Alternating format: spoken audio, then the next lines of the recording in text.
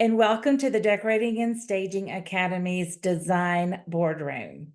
Every month, we host a board meeting and we share different topics. The agenda can range from anywhere from trends to color, redesign, decorating, how to manage products, home staging, business, marketing. You name it. There's a host of topics that we cover in the Design Boardroom every month. It's the last Tuesday of the month, and we always welcome anybody and everybody to be a part of it. You do not have to be a student of the Decorating and Staging Academy. So this month in the boardroom, Joanne Leonard-Weary and I are going to be talking about how to make money with seasonal decorating. So that's the agenda this week. We always welcome your questions. There's our contact information at the end of each of our board meetings. And so feel free to reach out to us, and we hope you enjoy how to make money with seasonal decorating. Everybody, and welcome to How to Make Money with Seasonal Decorating. As you can tell, Joanne and I are so excited to share tips on how to make money with seasonal decorating. And there we are. Hi, Joanne. Hi, Sandra. Delighted to be here. So Joanne and I have been decorating. Gosh, Joanne, I was just thinking it's over 20 years together, and having workshops and training programs and writing curriculum. So we love helping educate and answer questions you have. So this has always been top of the list, and especially at this time of year, that people want to know, first of all, they want some inspiration, but they want to know if they could make money because they love doing this. Or is it just going to be a hobby? So Joanne and I are here to kick it off and tell you just the ins and outs of adding this service. So first, let's talk about demand and profit potential. It's really, I hate to say it, but at this point in our lives, and Joanne, you disagree with me if you want to, we really want to pick those things that line up with what our goals are.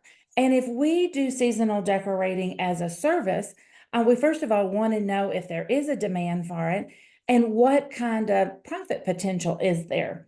So luckily, there are a lot of benefits to seasonal decorating.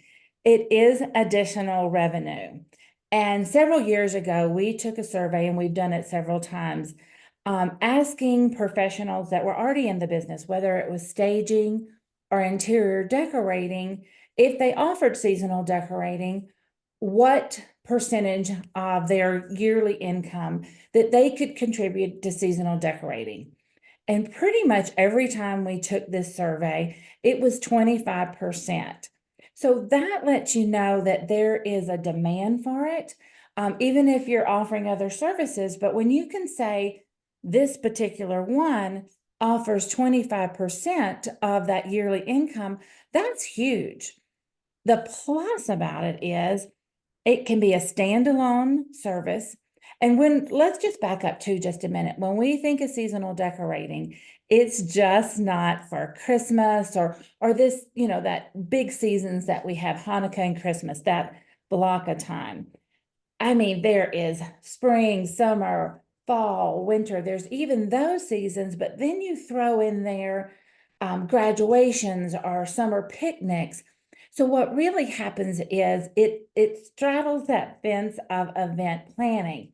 So if you just want to do seasonal decorating or events, then that could be a standalone. A lot of our students have already had a business, whether decorating or staging, and this is something they want to add on. So they already have kind of those clients, and now they have this exposure to a whole new service. Beauty too of this is, and as we all know that the holidays are stressful, or when you're throwing a party, you don't want to have to worry about, some clients don't want to worry about anything, the food, the decorations, the planning, the supervising. So that gives you that instant repeat client. Client perks. When I started doing seasonal decorating, I was still really busy with my decorating clients. But I did love it. And so I offered it as a service or a perk just for my existing clients. And what I learned was that my clients were like, it gave that extra special feeling, like that customized service that I was giving just to them. Um, Listen, and I'm sorry, seasonal decorating, for some of those reasons I just said, it's a super easy sell because people don't have time. Their work, their life is hectic. They don't even know where to source a lot of things. So it's an easy sale, as well as you can specialize in specifics. It may be a certain time of year. It may be a certain type of decorating that you'll do. You may do everything from help them with invitations to the front door, to the back door, how you get your thank you gifts. So bottom line is this time of year is that you can offer seasonal decorating is all year long, and it can really be it makes you happy for your budget. Okay, so let's talk about the pros and the cons. So first of all, like I said, some of those repeat customers, and they tend to schedule in advance because they get very afraid that you are going to run out of time or you're not going to take on any more clients.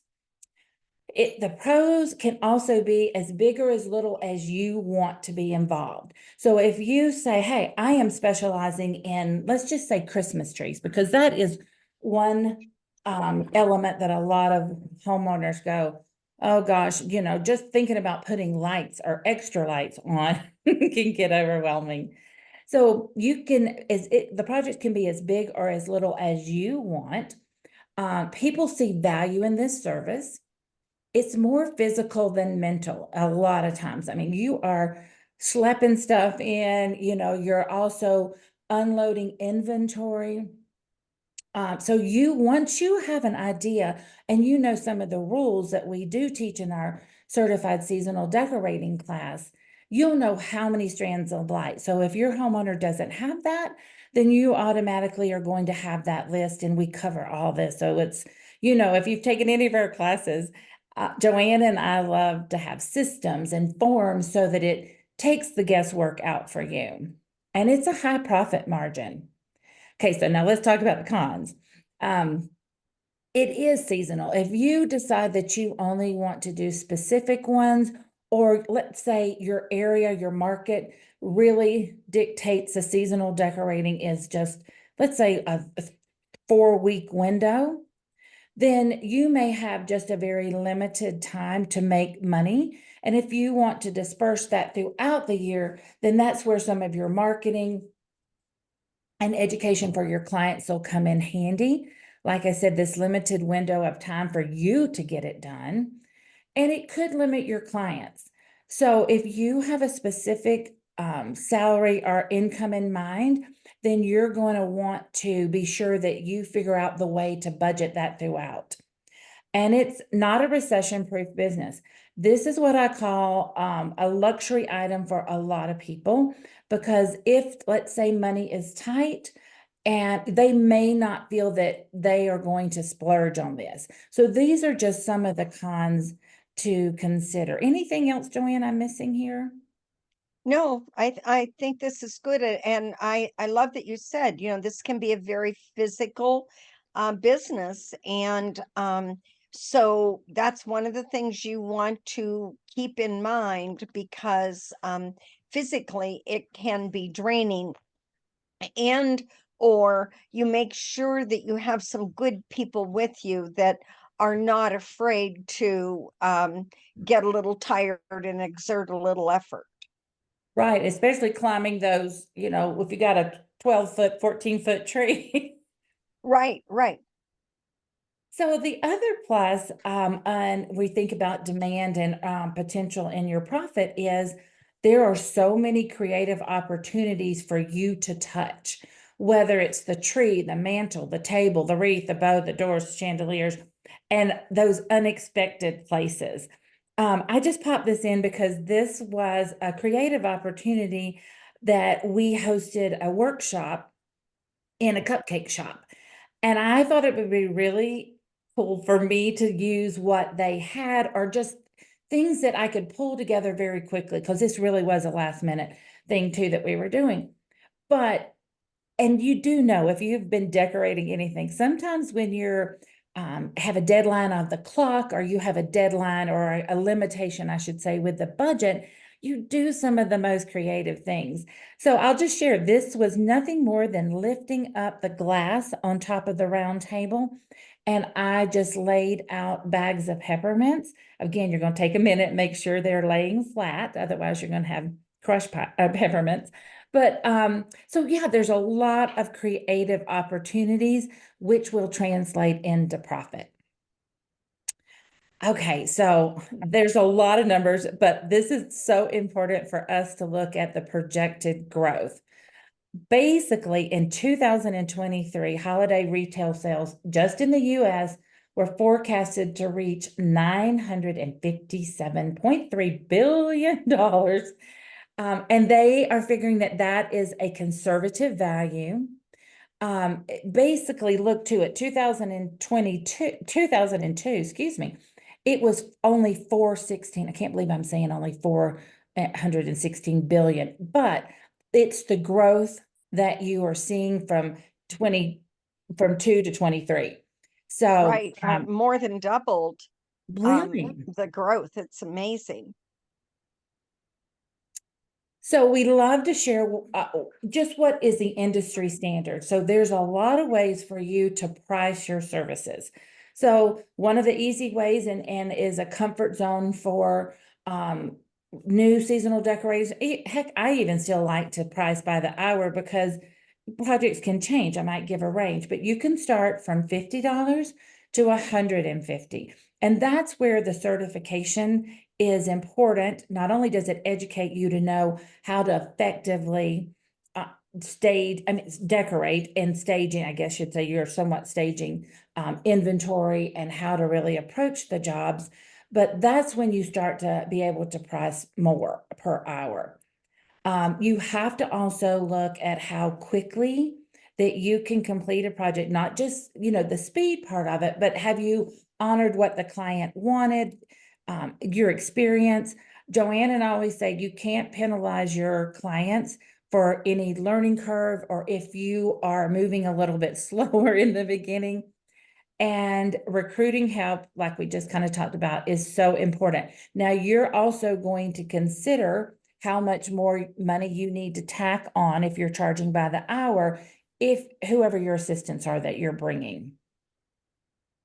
By the project, you can charge by the full day, by the half day.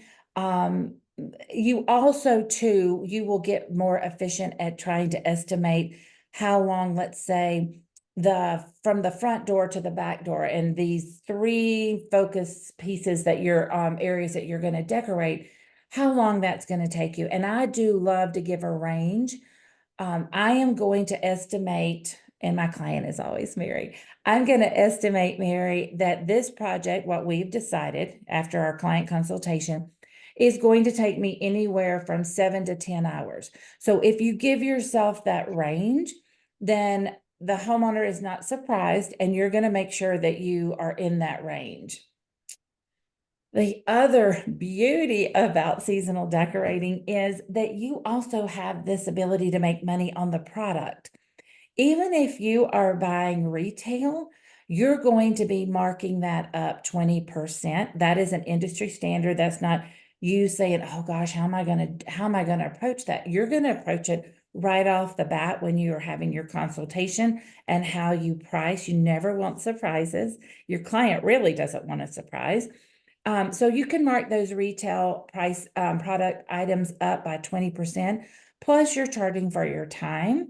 And then if you have a way and you have been in business, you know that shopping wholesale returns more in your pocket. That can be up to 50%. And as you get to know your clients in your area, this is where you can shop smart. and stockpile or inventory some elements that you're going to need for any of your upcoming seasonal clients. And Sandra, can I just make a point on that Yes. slide before we move on? I can't tell you how many people over the years, and I've been training since 1999, and how many people would tell me, I'm just going to buy retail and not mark it up because I don't want to worry about sales tax, or I'm not going to buy wholesale because I don't want to worry about sales tax. You are leaving so much money on the table. So, oh, forgive me. So do not hesitate to file for your sales tax number. And depending on the volume you're doing or the state you are living in, you're going to have to file with your state and submit those collected taxes every month to quarter, depending on your particular situation. But don't let, 20 minutes to an hour of paperwork keep you from putting extra money in your pocket. That's such a good point. It really will only take one time, one probably at the end of the month for you to realize how much more you made. The other thing too, and I'm glad you said that, Joanne, is that you get unique product when you are shopping wholesale. It's not just what, and listen, I am not knocking Hobby Lobby or Michael's or Home Goods because there are a lot of amazing products there. But when you start shopping wholesale, you're bringing things to clients that their neighbors don't have. Right.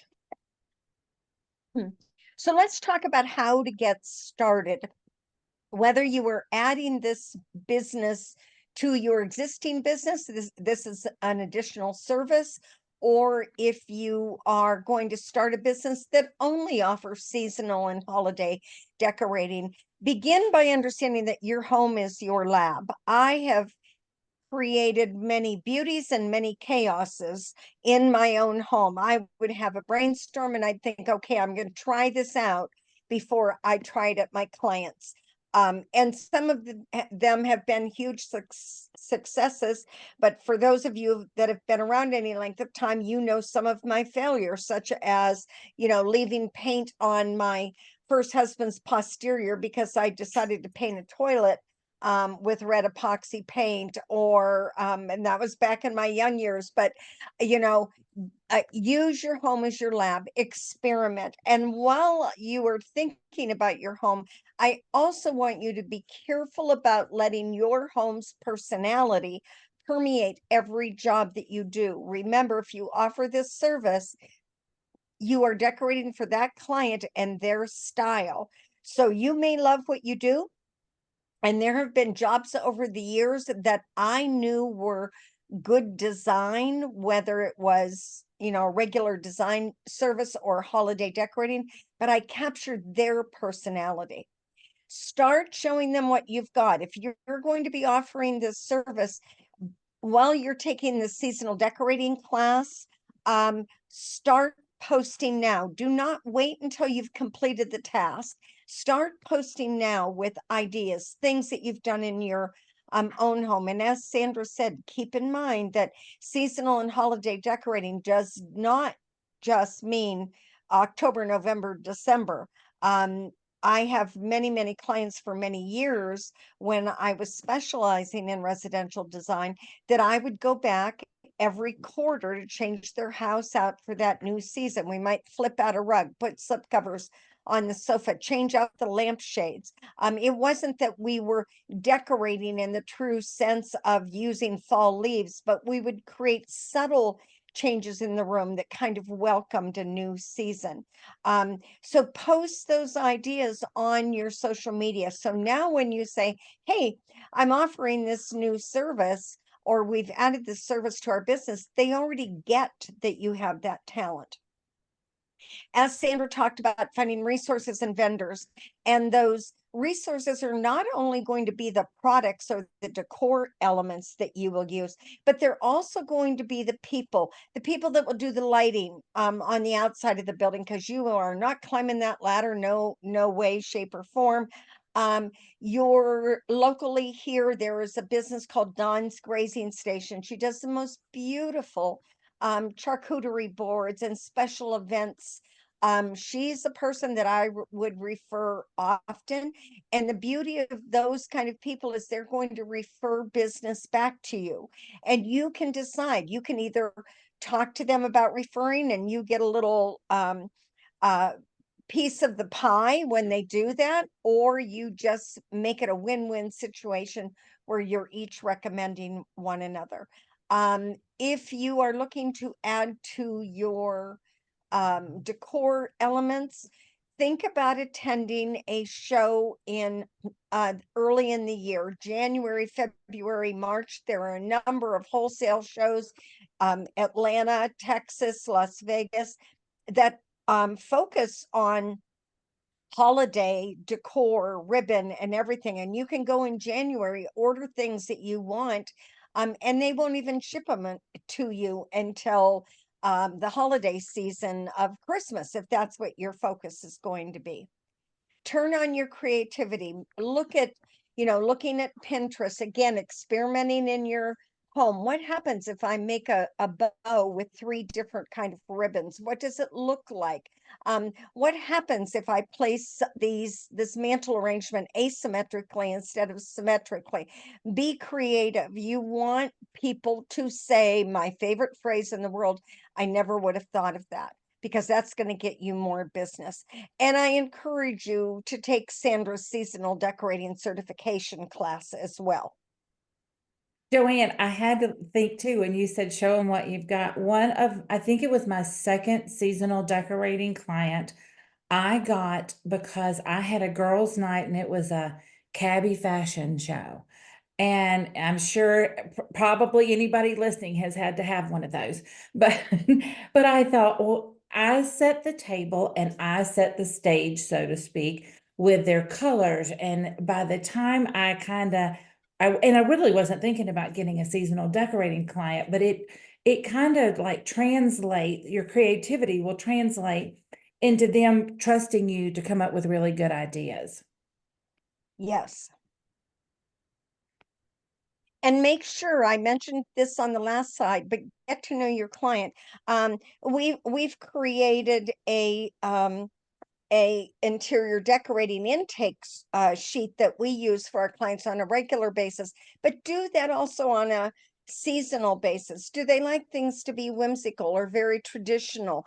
Get to know who they are. And some of your clients may just say, have fun with this. Do whatever. I want people talking about it, but the more you can try to fit into who they are so that they're delighted, the better. So this form is one of the many forms. There are a few of our vendors that Sandra and I really like. K&K Interiors. They're a wholesale company. They're located in Ohio. They show at all of the major markets. If you do not have the budget or the time to go to one of the major markets, which I encourage you to do so because it's such an education, but simply go online and look for K&K Interiors and order their catalog. Sullivan and Silvestri are 2 lines that are going to have a variety of containers, botanicals, garlands, greens, trees, ribbons, anything that you need in that vein. Again, they're wholesale. So when you buy from them, you're going to have to meet a certain minimum, and then you're going to mark up whatever you get to them anywhere from 2 to 3 times. It's what your market will bear. As I said, those local tradespeople that you want to connect to. And some of it may be even something like 2 men in a truck. Like I currently am organizing, as I have done for the last 4 or 5 of them, a holiday house tour for our historical society.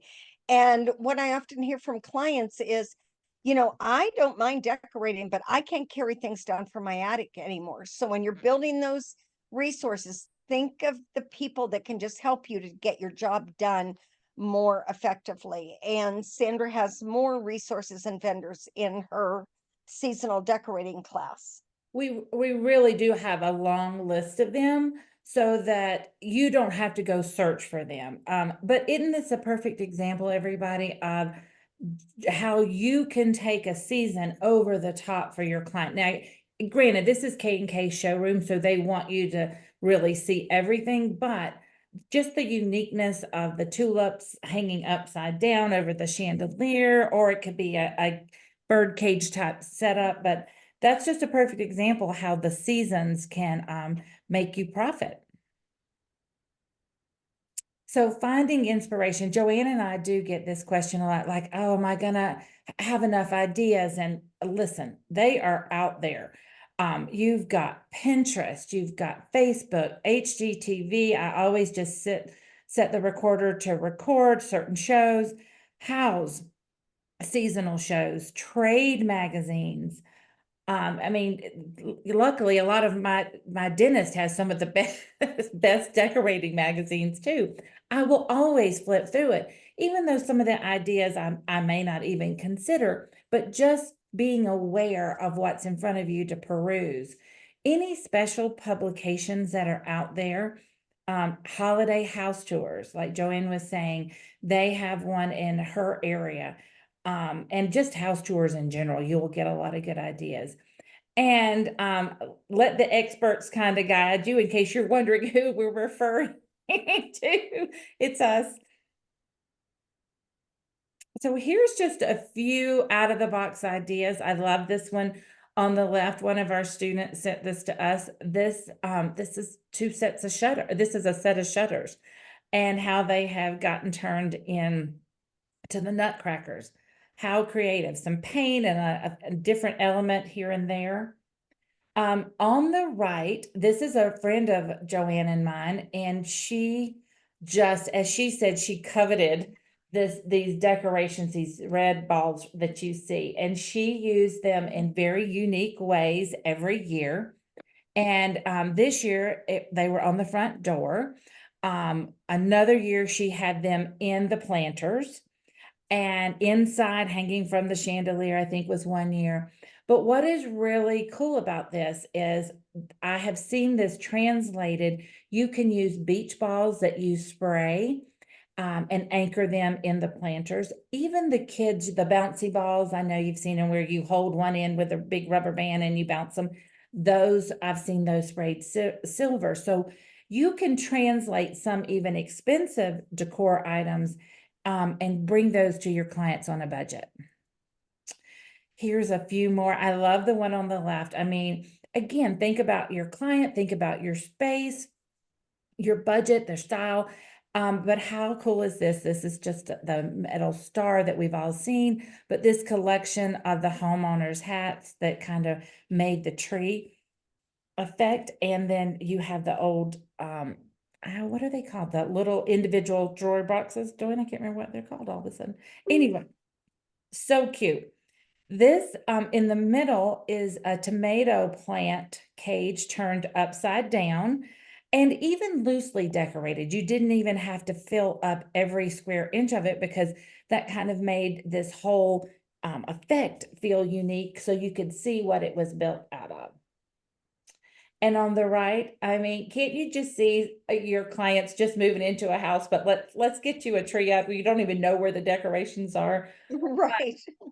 I know, isn't that cute? Yeah, it absolutely is. It's adorable. Hey, I want to talk a little bit about the tomato cage idea too, the inspiration. I had my husband, when I did the last holiday house tour in 2022, we wanted something very unique and organic. So my husband built me a tripod just from lumber. It, was done with, I think, 2x2s. And then we wrapped it in chicken wire and it stood about 6 feet tall. And we then went out and the country and gathered ornamental grasses. We primarily use pampas grass, and no matter where you live, there is some type of ornamental grass that looks very tight, and as it dries, it kind of blows out into this beautiful, fluffy, feathery looking product. And we created a tree using the pampas grass, sprayed it down well with hairspray when we were all done to prevent some shedding.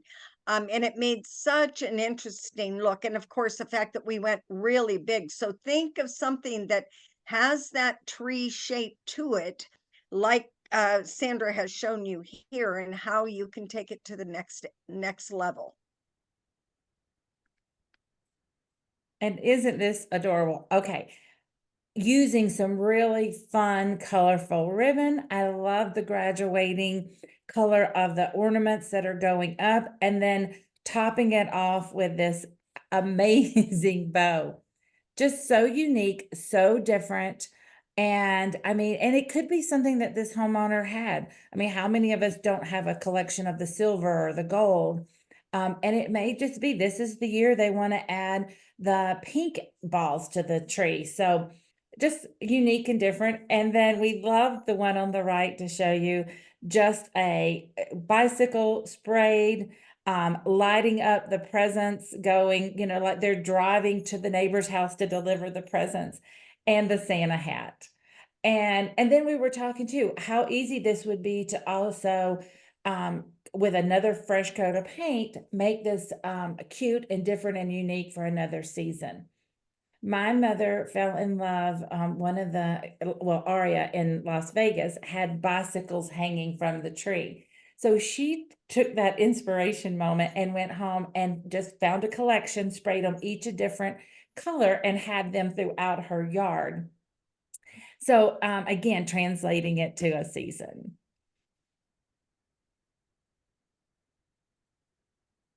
So let's talk about a few design guidelines, and that's always the difference between many a DIY project and something that has a little more polish to it. And that's important if you're a professional and you're offering a professional holiday design or seasonal decorating or traditional interior decorating. It's kind of understanding those guidelines. And it also helps you just in organizing a job. So when it comes to like kind of a best practices is a one string of lights, 100 lights for every foot of tree size. So if I have a 6-foot tree, then I'm going to need 600 lights to go on that tree. The other thing that I think when it comes to lights is keep in mind, we went very pure for a lot of years, and we went from those big bulbs, and then we transitioned to the small bulbs. You decide if you're make sure your client tells you, are they a white light or a colored light person? Because that's an important part of the process. But in today's world, to give it a little more polish and interest with lighting, mix up light sizes, the bulbs in different sizes.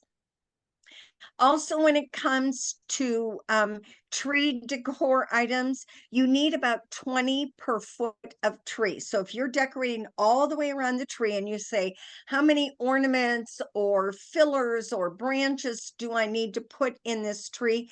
About 20 to go all the way around the tree for each foot of the tree size. So again, I have a 6-foot tree. I need 120 decor items to make a very full polished tree. Now, if your client's a minimalist, you're not going to mean that, but if you want or need that, but if you want a tree that people walk away talking about, this is a good rule of thumb. To make a really luscious bow, particularly for a top of a tree, you want a 5-yard ribbon, and I love it when you mix different patterns of ribbons in that bow to make it more interesting and more custom looking. If you don't know how to make a bow, that's one of the first things you need to do, because everything looks better with the bow on it. And there are a lot of ways. I did holiday decorating seminars for 20 years in a row. When I started my business, a big part of my marketing was doing community seminars, and I had retail stores through much of my first 20 years in business. So I would do special events all the time. I did holiday decorating seminars for 20 years, and it always began with people coming in and sitting down. There would be 3 yards of ribbon sitting on their seat because we were making smaller bows, and we would do a bow lesson. And I remember one sweet lady who was a wonderful client of mine came for just about every one of my 20 years of holiday decorating, and she still couldn't master it at the end. And as I said to her, thank you, because it gives me job security. So if you don't know how to make a florist bow yet, or a professional looking bow, go to YouTube. There's a few different styles. My girlfriend and I build mine from the bottom up. She builds hers from the top down. There isn't a right or wrong. It's whatever way works best for you. Remember, again, decorate for the client and not yourself. You know, if someone says, oh, Joanne did this job, I know I didn't do a very good job. And think of different things to keep the eye moving around the room. For example, if you're doing a mantle, instead of doing symmetry, unless your client is more comfortable with that, do something asymmetrical with high on the left and low on the right on that mantle. And that will simply keep the eye moving around the space. And I am a huge proponent of what I call pretty pockets of interest. So as you're decorating a space, everything does not have to be the star. It's like watching a great play. We got the star, we have the co-star, and we have the supporting cast. Pretty pockets are those areas that when you sit down at the end of the evening and you're exhausted and you put your feet up and you look over at this one corner of your room and you go, oh, doesn't that look pretty? Doesn't the lamplight look pretty? Doesn't the Christmas tree? Those are pretty pockets. Pretty pockets that just make your eyes smile when you look at them. So building pretty pockets throughout your room is important. Okay, so what is next? If you are interested in adding seasonal decorating to your services, or you want to put it on, check out our website. We have learned seasonal decorating, and there are some links there. There is some bonuses that you'll see, and it will help give you that confidence and just the ability for you to start making money. In fact, Joanne, that was a great point about the bows. Not only do we cover, I don't know how many, at least 5 to 6 bows, different ones, but those, the material that you need to make them, and everything, there's 10 modules, you get handouts, you get forms, you get a bonus or two, you get listed on the Decorating and Staging Academy directory. But most importantly, we want to help you know everything there is to know about seasonal decorating, to help you make money. So check us out. There's our phone number, our email. Ask us questions, and let us know any way that Joanne and I could help you. Anything else, Joanne, you want to add? No, just like I said, if you're looking for a fun and frantic way, particularly during this last holiday season of the year, it is a great way to make extra money. You'll probably come home and not want to decorate your own space because you're too tired to. But as Sandra said, for me, it was 20 to 25% of my annual income between holiday decorating, particularly during the Christmas season, and my seasonal decorating clients that I serviced throughout the rest of the year. So earn your certification. And Sandra, I think you had the price on the slide right before Yes. this. Yes, it is If we can look at $2.99. that. $2.99. Oh, okay. All right. So for $2.99, you're going to get a wealth of information. All right, everybody. Thank you for joining us. Feel free to reach out if you have any questions. We're here to help you succeed. Thank you.